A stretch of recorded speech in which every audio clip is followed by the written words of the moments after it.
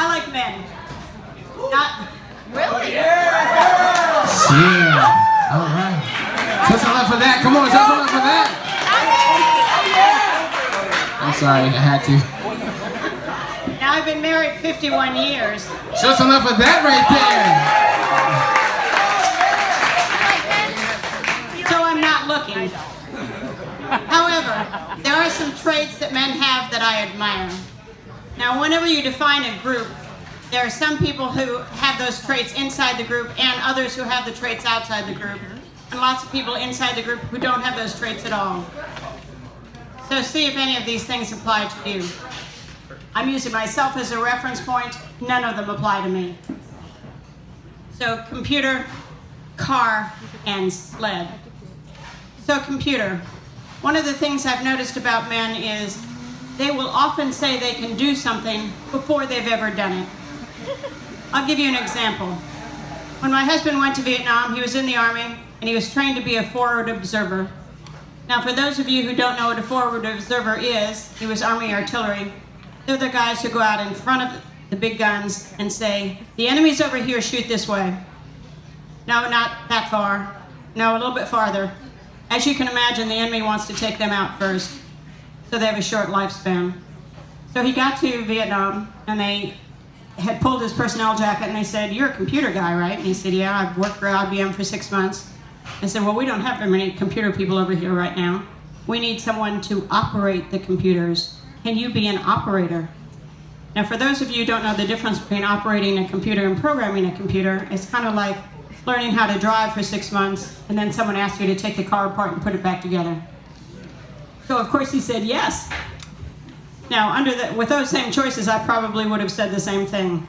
However, normally, if I haven't read the book, taken the class, and been an apprentice under somebody else for a year, I would never say yes.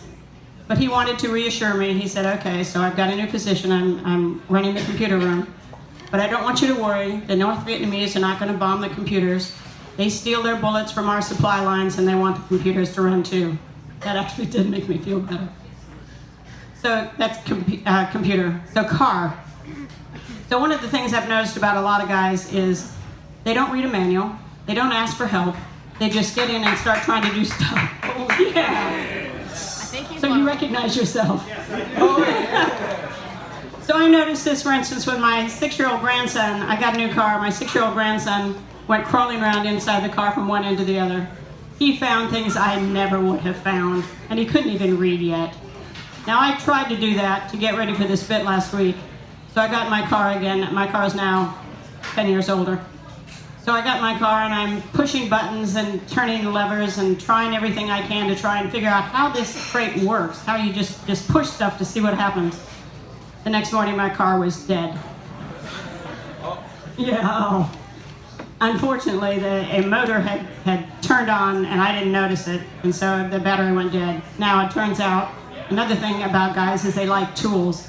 My husband had a trickle charger, so he charged my battery overnight, so I was fine. So, sled.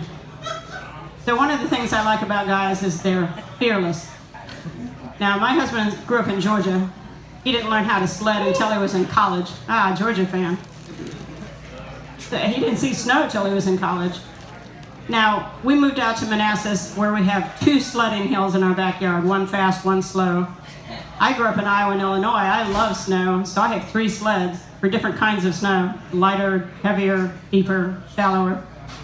And so I was testing the hills, testing my sleds. One day my husband decided he wanted to go sledding. He lay down on the fastest sled head first. Without asking me anything about the hill, he went sledding down that hill. Now it turns out if you just stand at the top of this hill and look down, it looks like it's a straight shot to the bottom. But it isn't. If you test it like I had, you'll find out that it pitches. It pitches to a tree one direction. As soon as you get around that tree, it pitches to another tree. So he got on the sled head first. He got to the first tree and he was able to steer around it.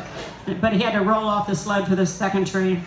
Now I admire the instinct of soldiers and police who run toward gunfire instead of away. Firemen who run toward a fire instead of away from a fire. And Georgia boys who get on a sled head first. Oh, yeah. Thank you very much. I'm Carol Covin.